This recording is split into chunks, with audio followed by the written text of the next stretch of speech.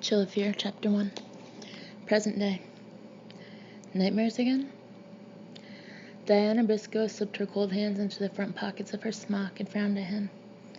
What makes you ask? That. He nodded at the canvas on its easel in front of her. A canvas with a dark background and bright, harsh slashes of color in the foreground. She joined him in staring at the canvas and finally shrugged. No nightmares. For once, at least. Just in a mood, I guess. A dark mood. You told us to paint what we felt, she said defensively. I did that. He smiled, the expression lending his already angelic features such beauty that she unconsciously caught her breath. Yes, you did, and quite powerfully. I'm not worried about your work, Diana. It's superb, as usual. I'm concerned about you. She mentally shook off the almost mesmerizing effect of his physical presence and ignored what she suspected was a pat the pupil on the head compliment, saying, I'm fine. I didn't sleep well, but not because of nightmares. Just because. She shrugged again, unwilling to admit that she had been up half the night, staring through her bedroom window, out over the dark valley. She had spent far too many nights that way since arriving in Leisure. Looking for something, and only knew what, because she certainly didn't. Gently, but also matter-of-factly, he said, even if this workshop was designed for self-expression rather than therapy, I'd be offering the same advice, Diana. Once we're done here, get out of the lodge for a while. Go for a walk or a ride or a swim. Sit out in one of the gardens with a book. In other words, stop thinking about myself so much. Stop thinking for a while. Okay, sure, thanks. Diana knew she sounded brusque and wanted to apologize for it. He was only doing what he was supposed to do, after all, and probably had no idea that she'd heard it all before. But before she could form the words, he merely smiled and moved on to the next of his dozen or so, quote-unquote, students, here in the bright, open space of the hotel's conservatory. Diana kept her hands in the pocket of the paint-stained smock and frowned at her painting. Superb, huh? Yeah, right. To her eye, it looked more like the finger painting of a highly untalented 6-year-old.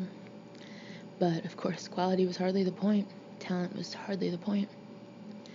Figuring out what was going on in her screwed-up mind was the point. She took her gaze off the painting and watched as Beau Rafferty moved among his students. An artist of his caliber teaching this sort of workshop had struck her as extremely odd at first. But after a week of classes, she had come to realize that he had a genuine gift not only for teaching, but also for reaching and helping troubled people. Other people, at least. She could already see changes in most of the others participating in this workshop. Strained faces had begun to relax. Smiles had appeared to replace frowns or haunted anxiety. She'd even seen a few of them out enjoying some of the activities the lodge had to offer. But not Diana. Oh, no. Diana was still having nightmares when she could sleep at all. She couldn't remember the last time she'd felt relaxed. And none of the myriad sports or recreational facilities here held the least appeal for her. And despite Rafferty's undoubted genius and ability to teach, she didn't believe that her rudimentary artistic skills had improved either. In fact, this whole thing was probably just one more waste of her time and her father's money. Diana looked back at her painting and hesitated for a moment before picking up her brush and adding one small streak of scarlet near the lower left corner. That finished it, she decided. She had no idea what it was or what it was supposed to represent to her, but it was finished. She began cleaning her brushes automatically, trying to concentrate on the task and not think. But, of course, that was part of her problem, the short attention span, these scattered random thoughts and ideas flitting constantly through her mind, usually so fast they left her confused and disoriented at least half the time. Like bits and pieces of overheard conversations, the words and phrases came and went almost continually. No focus, that's what the doctor said. They were sure she didn't have attention deficit disorder, despite having been medicated for that at least twice in her life. No, all the doctors and all the tests had determined that despite, quote-unquote, somewhat elevated levels of electrical activity, her problem wasn't physical or chemical, wasn't something in her brain, but something in her mind. So far, none of them had been able to suggest a successful way of figuring out what that something was, and just about every conceivable means had been tried. The traditional couch and shrink, hypnosis, conscious regression, since no one had been able to hypnotize her to attempt the unconscious variety, group therapy, massage therapy, various other kinds of therapy, both traditional and new age, including, now, painting, under the tutelage of an honest-to-goodness artistic genius, in yet another attempt to tap into her inner Diana and ask what the hell was wrong with her. One of her current doctors had suggested she try this, and Diana could only wonder if he was getting kickbacks for every referral. Her father had spared no expense in trying to help his troubled only child, openly afraid that she might, as so many others had done, escape into alcohol or drugs, or worse, give up and commit suicide. But Diana had never been tempted by the chemical forgetfulness that could be found in recreational drugs. In fact, she disliked losing control, a trait that only exacerbated her problem. The harder she tried to concentrate and focus, the more scattered her thoughts became, and the failure to control them, of course, depressed and disturbed her further, though never to the point of contemplating suicide. Diana was no quitter, which was why she was here, trying yet another form of therapy. "I'll see you all back here tomorrow," Rafferty told his class, smiling, not offering a collective good work, because he had instead offered that individually. Diana removed her smock and hung it on the hook at the side of the easel, and prepared to follow the others out of the conservatory. "Diana?" She waited, a little surprised, as Rafferty approached her. "Take this." He held out a sketch pad and a small box of watercolor pencils. She accepted them, but with a frown. "Why? Is this some kind of exercise?" "It's a suggestion. Keep the pad close by, and when you start to feel upset or anxious or restless, try drawing. Don't think about it. Don't try to control what you draw. Just draw. But just let go and draw. This is like the ink blots, right? You're going to look at my sketches and interpret them, go all Freudian and figure out what's wrong with me? I won't even see them unless you want to show them to me. No, Diana, the sketches are just for you. They may help clarify things for you." She wondered, not for the first time, just how much she really knew about her and her demons, but didn't ask. Instead, she merely nodded. It was something she hadn't tried, so why not? "Okay, fine. See you tomorrow." "See you tomorrow, Diana." She left the conservatory, going out into the gardens, more because she didn't want to return to her cottage than because the gardens were an enjoyment for her. They were pretty, she supposed. Gorgeous, really. From the various themed gardens already in bloom in mid-April to the striking greenhouse that held an amazing variety of orchids. But Diana walked through most of the charming scenery indifferently. She followed a flagstone path because it was there, crossing the arched footbridge over the man-enhanced stream, holding numerous colorful koi, and ending up in the supposedly serene Zen garden, with its manicured shrubs and trees and carefully placed rocks and sand and statuary. She sat down on a stone bench beside a weeping willow tree, telling herself she wouldn't remain long because the afternoon was waning, and it got chilly this time of year as the sun dipped below the mountains. And then there was the fog, which had an unsettling tendency to creep across this valley and settle over the lodge and its gardens, so that finding one's way along the paths resembled a trip through a damp and chilly maze.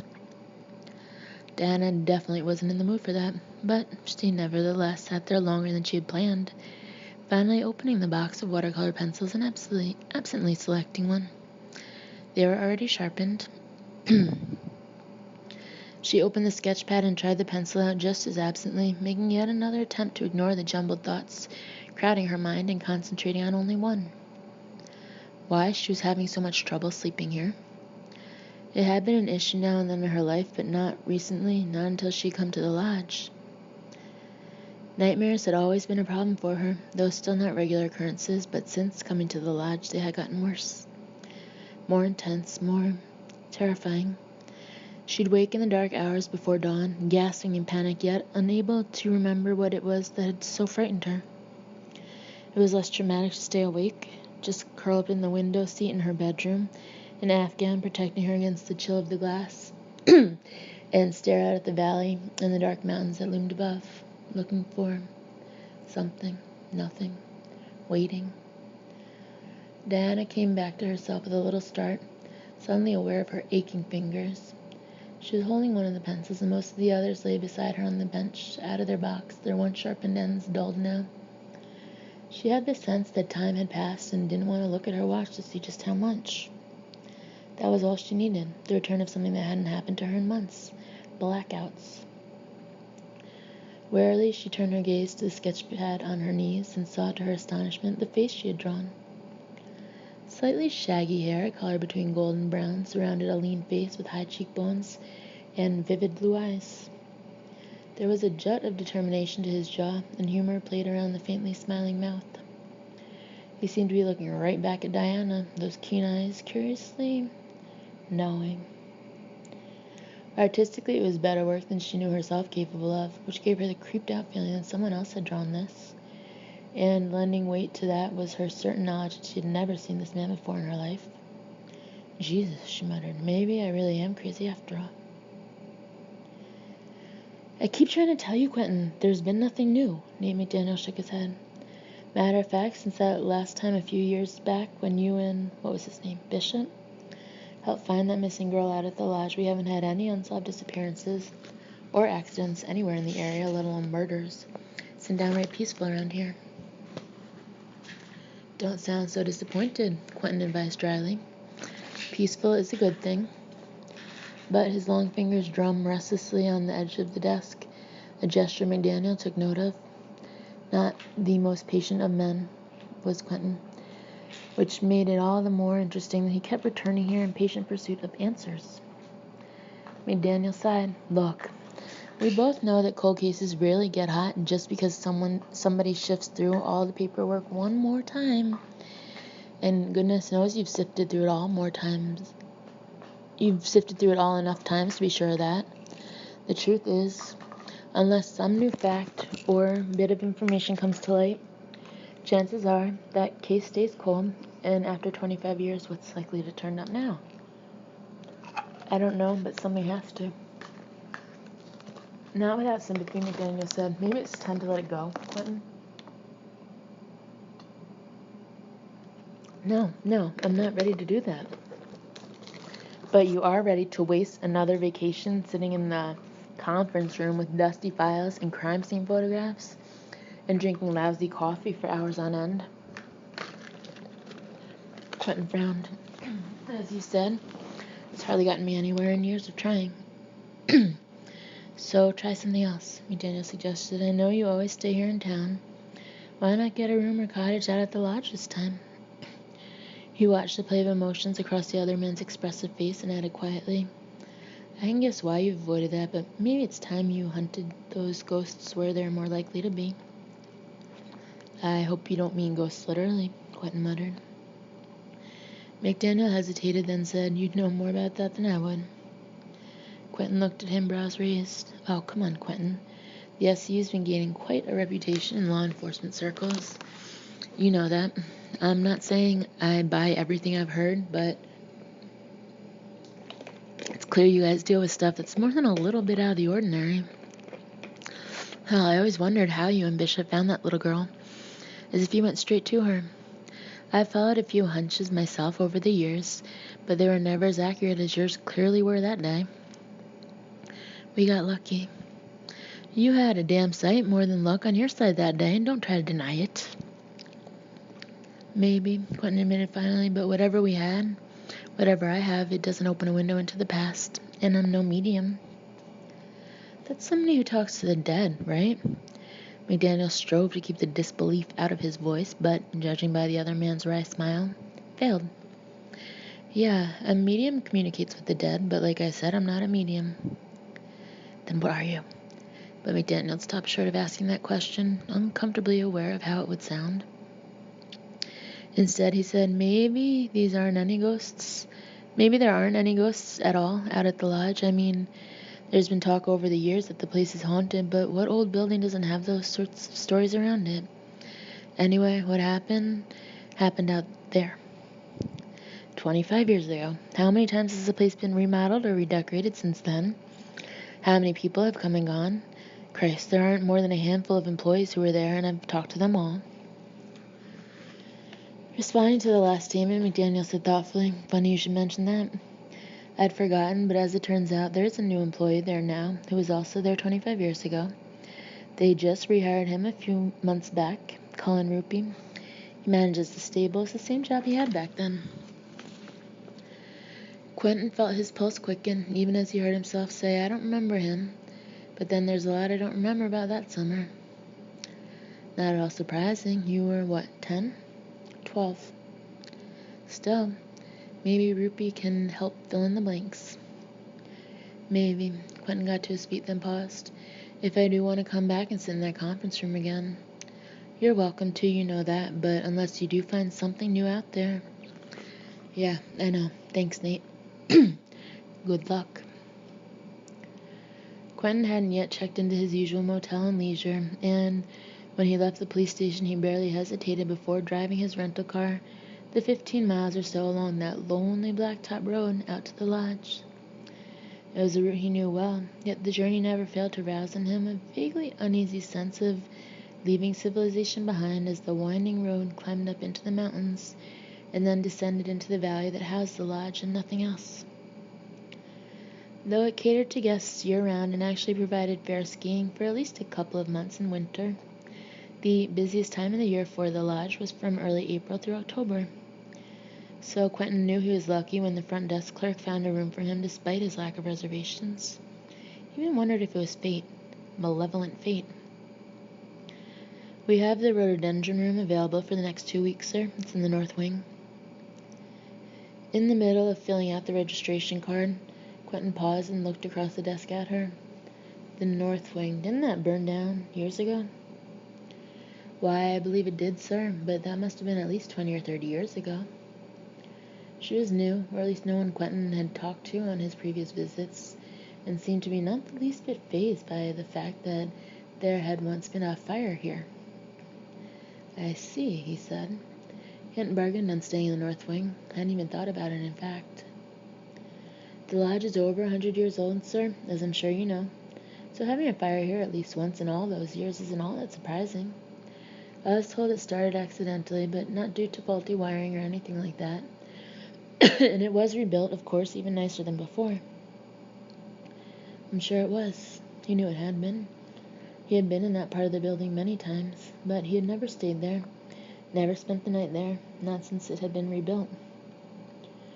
For the first time, Quentin had to ask himself if he did believe in ghosts. This was a surprisingly difficult question to answer. The desk clerk hesitated for a moment, studying his face.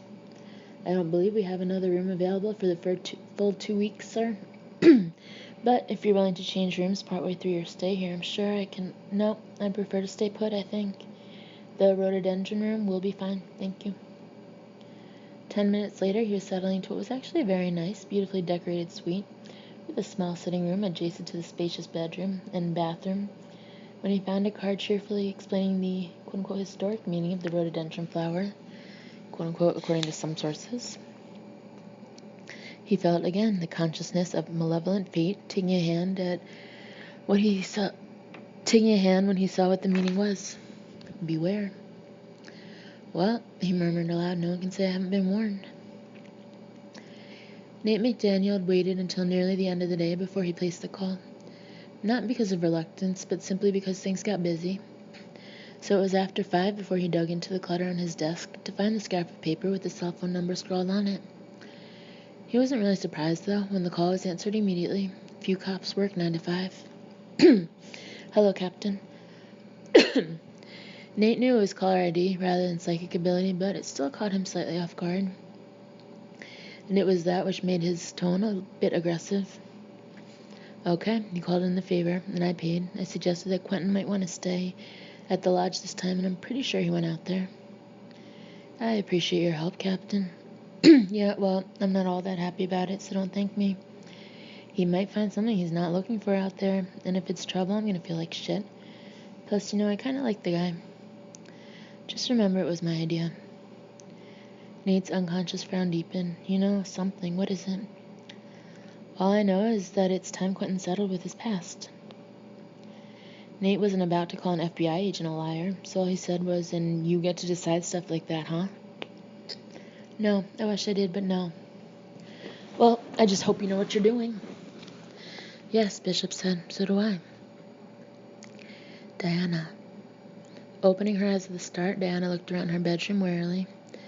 It was dark, but not so dark that she couldn't see every corner. Nobody there, of course.